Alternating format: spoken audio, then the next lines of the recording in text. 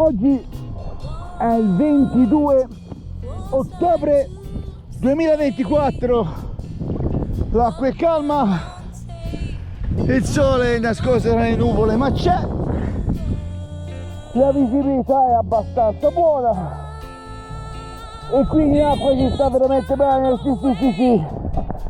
Buona a tutti, yeah, sì!